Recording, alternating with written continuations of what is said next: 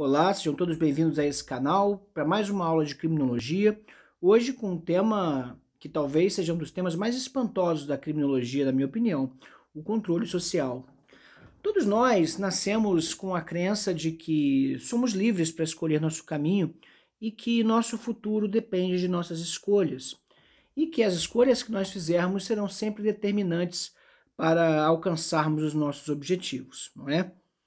Nós acreditamos numa noção de livre-arbítrio segundo a qual nos é dado escolher entre o certo e o errado, entre o bom e o mal, entre o belo e o feio. E, no entanto, muito raramente nós nos damos conta de que muitas dessas escolhas já foram tomadas de antemão. Isso porque ninguém nasce com um gosto natural pelo certo ou pelo errado, mas aprende através de outras pessoas ou de mecanismos impostos por outras pessoas o que é o certo e o que é o errado, assim como o que é o belo, o que é feio, o que me convém ou o que não convém. De tal maneira que todos os nossos comportamentos que são valorados moralmente são antes aprendidos da sociedade, do nosso convívio com outras pessoas, da nossa experiência. Daí que você, que sempre acreditou que as escolhas estavam dadas para nós na medida em que nós somos pessoas livres para escolher aquilo que nós gostamos, pouco ponderaram para o fato de que quase todos nós gostamos das mesmas coisas. Quase todos nós acreditamos que certos padrões de comportamento são corretos, ao passo que outros são errados, e quase sempre nós concordamos com isso. Não lhe parece estranho que num universo de pessoas tão singulares como nós somos, nós tivéssemos chegado a conclusões tão semelhantes acerca do que significa pegar a propriedade dos outros, do que significa nos envolvermos sexualmente com o parceiro de uma pessoa casada, o que significa, por exemplo, enganarmos os nossos patrões em troca de benefícios pessoais. Essas coisas são certas ou erradas, sempre colocadas aqui como se nós fôssemos capazes de uma inteligência capaz de chegar a essa conclusão pura e simplesmente por um raciocínio individual no qual valores pré-determinados surgiriam de nós para apontar a direção correta. E nós, muitas vezes, fracos e falhos, erraríamos. E, no entanto, fracos e falhos erramos sempre igual, fracos e falhos consideramos sempre as mesmas coisas como belas e boas. Não lhes parece estranho que nós aceitemos nos calar quando alguém diz para ficarmos em silêncio, porque dizem que essa pessoa tem autoridade? Ou que nós postemos fotos de um determinado tipo para agradar determinado público e não simplesmente aquelas que nós gostaríamos de ter postado? Ou dizermos coisas triviais, cumprimentando pessoas, perguntando a elas: nossa, o que você fez para emagrecer tanto? Quando, na verdade, elas claramente não emagreceram, muito pelo contrário, talvez tenham até engordado. Por que essas palavras saem de nossa boca e por que a nossa noção de certo e errado surge tão cedo na nossa mente? Deixa eu fazer uma pergunta. Como foi o seu primeiro dia na escola? Quando você foi levado até um pátio e deixado lá, talvez por sua mãe, talvez por seu pai, talvez por uma tia, pela babá, deixado lá para ser resgatado horas e horas depois. Eu pergunto a você, será que você se lembra se você ficou feliz ou se você ficou triste? Se você chorou ou se você sorriu? Como foi o processo através do qual você se tornou alguém absolutamente domesticado e sentado em uma cadeira, esperando que alguém se coloque de frente para você, de costa para um quadro ou através de uma câmera, uma caixa mágica quadrada como a televisão, o computador ou o seu celular, lhe dizendo verdades que você acredita que deve aceitar? Porque se alguém está dizendo e essa pessoa supostamente sabe, então essa deve ser a verdade deve ser boa. Anos e anos são necessários para transformar uma criança em um animal treinado. Treinado para o trabalho, treinado para bater o ponto, treinado para passar o dia inteiro numa incômoda posição que nenhum outro mamífero fica, sentado, com a coluna numa posição antinatural, obedecendo ordens sem responder de maneira agressiva, simplesmente porque foi condicionado toda a sua vida a ouvir o discurso da autoridade. A aula de hoje é sobre a forma como as pessoas que acreditam ter livre-arbítrio, na verdade, se permitem controlar por pensamentos e ideias que, muito diferente do que se faz supor, jamais nasceram de sua própria cabeça. Mas antes foram impostas por sociedades inteiras, conjuntos de valores que atravessam as eras com um propósito muito simples: controle social. O controle social é um conjunto de forças e constrangimentos invisíveis que mantém a sociedade em ordem, deixando claro, ainda que num ponto de vista bastante intuitivo, o que são as coisas certas e o que são as coisas erradas, qual é o comportamento padrão e qual é o comportamento desviante. Ao estabelecer um parâmetro moral naturalizado sobre quais são os comportamentos esperados de alguém e quais são os comportamentos que não podem ser realizados por uma pessoa, nós temos que esses mecanismos de controle social segregam a sociedade entre aqueles que cumprem as vontades determinadas e determinantes e aqueles que se sujeitam à reprovação popular.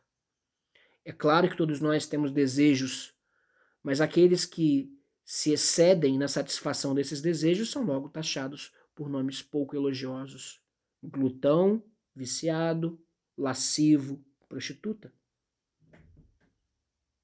Mulher fácil, homem que não se importa com a própria saúde. Mas esses conceitos que trazem cargas tão negativas foram produzidos por pessoas livres ou por pessoas que reproduziam os mesmos conceitos, de tal maneira que o nosso livre-arbítrio, antes a baliza e a bússola moral da sociedade, é, na verdade, um instrumento de nossa condenação ao que a sociologia vai chamar de comportamento desviante. Desviar-se do próprio desejo, contrariar o livre-arbítrio, significa contrariar as regras sociais. E então eu lhe pergunto, como é que você chegou a acreditar que era de fato livre? Como é que você chegou a acreditar que de fato era possível que você pudesse exercer sua vontade no mundo, que você pudesse caminhar e satisfazer todos os seus prazeres, sem os constrangimentos do controle absoluto que lhe impõe o ponto no serviço, o salário no final do mês, as regras do casamento, a obediência aos seus pais, o comportamento cordial com seus amigos, mesmo quando eles troçam de você, mesmo quando a companhia lhe causa danos. Obrigado a se humilhar e a obedecer até o seu último dia. Eis o destino de todo homem de livre-arbítrio. Pois, insurgir-se contra isso significa arriscar-se ao comportamento desviante. E se arriscar ao comportamento desviante significa ficar desacreditado perante a sociedade. A moralidade social pune os transgressores com penas que variam no grau de intensidade, de tal maneira que nós podemos falar em mecanismos de controle sociais formais e informais. Mecanismos de controle sociais que colocam apelidos desagradáveis a uma jovem que exerce sua sexualidade de maneira livre e desimpedida na presença de todo o condomínio onde ela mora. Nós temos nome para essa moça. Será que nós vamos chamar ela de uma pessoa que ama muito, uma pessoa que satisfaz os próprios desejos, uma pessoa livre? Ou será que nós temos um nome mais pejorativo para ela, algo menos elogioso? E o homem que se recusa ao trabalho porque gosta de apreciar as belezas do mundo em oração ao Senhor Deus, de manhã até o anoitecer, sem jamais ir para o trabalho, pois não tem tempo para perder com assuntos materiais. Nós temos um nome para esse homem. Será que nós o chamamos devoto ou vagabundo? E justamente porque as palavras direcionam para elogio ou para crítica, é justamente porque esses padrões pré-existem à nossa própria consciência, é que nós somos absolutamente escravos desses padrões. Escravos dos padrões que jamais nos permitem desviar, exceto quando nós só podemos fazer isso de maneira impune. E quem de nós não deseja o desvio? Quem de nós não deseja violar os padrões que nós mesmos afirmamos o tempo inteiro? Quem de nós não deseja vilipendiar a moralidade de vez em quando. Beber demais, gritar, abordar sexualmente as pessoas na rua. E fazemos isso no carnaval como se isso fosse uma coisa normal por alguns dias. E efetivamente a ruptura com a moralidade social é que permite o gozo pleno da liberdade, ou quase pleno, todo gozo e toda liberdade que for possível a criaturas escravas da moral como nós somos, condicionados à obediência desde a mais tenra infância. Quando deixados no colégio, aprendemos a sentar quando a tia manda, a calar quando a tia manda, a sairmos para o recreio quando a tia manda e a voltarmos quando a tia manda, a comermos quando a tia manda. E depois, quando crescemos, nós aprendemos a entrar quando o patrão manda, a sentar quando o patrão manda, a levantar quando o patrão manda, a sair para comer na hora que o patrão manda e a voltar quando o patrão manda. E aí você recebe férias, e aí você pode ser um pouquinho livre.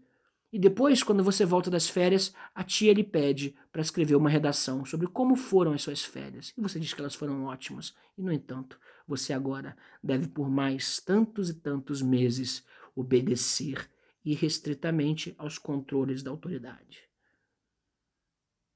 Todos esperam pelo sextou, todos sofrem no domingo, mas ninguém ousa inverter essa ordem. Porque o comportamento desviante é o comportamento utilizado pela criminalização como um processo de imposição de controles, de tal forma que é justamente porque as pessoas são levadas a aceitarem certos padrões morais, a recusarem outros, a enaltecerem certos comportamentos, a criticarem outros, que é possível transformar algumas condutas em crime. Agora, pense você nos crimes que você cometeria se você simplesmente pudesse fazer isso de forma impune. E agora me diga, se cometer um delito é algo que tem alguma coisa a ver com algum tipo de moralidade pessoal, ou se isso tem a ver com um constrangimento social imposto por conjuntos de valores jamais escolhidos por você e muito menos pelos outros criminosos, pois todos nós somos, em certa medida, desviantes dos nossos sentidos e comportamentos rotineiros. Todos anseiam pela sexta-feira, dia de maldade.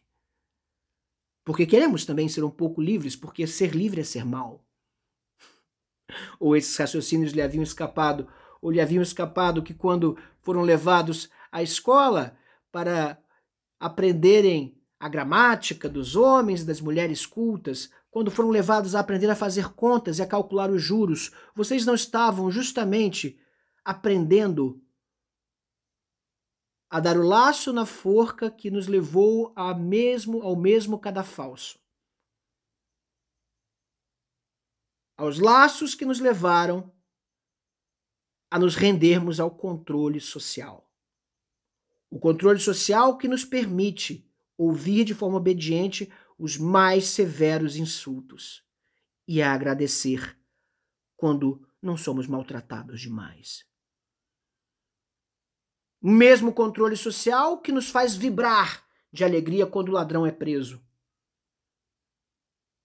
mas que nos faz ansiar tão ardorosamente pelo dia da maldade. Sexta-feira, sextou. Os controles sociais podem ser formais ou informais. Eles podem ser tão fixos e rígidos e, portanto, formais, como viatura chegando à casa de uma pessoa com mandado de prisão, conduzindo sob vara e sob força uma pessoa para que deponha em um processo que ela não gostaria de fazer, ou para cumprir uma pena que ela acredita que não merece, ou até mesmo acreditando que merece, certamente não se beneficiará dela de modo algum, mas se permite levar, se permite subjugar, enquanto você aplaude os mesmos mecanismos de controle social que lhe impõem a sua condenação até o seu último dia de trabalho, quando você poderá desfrutar da sua indignidade. Por outro lado, mecanismos de controle social podem ser sutis e suaves, como o beijo de despedida que sua mãe deu em sua testa no seu primeiro dia de aula, quando você começou a ser adestrado nas artes da submissão e da obediência a um sistema que é inescapável. Eu espero que vocês tenham gostado desse vídeo e que essas reflexões lhe tragam algum tipo de liberdade ou, pelo menos, algum tipo de consciência. Muito obrigado e até o nosso próximo vídeo.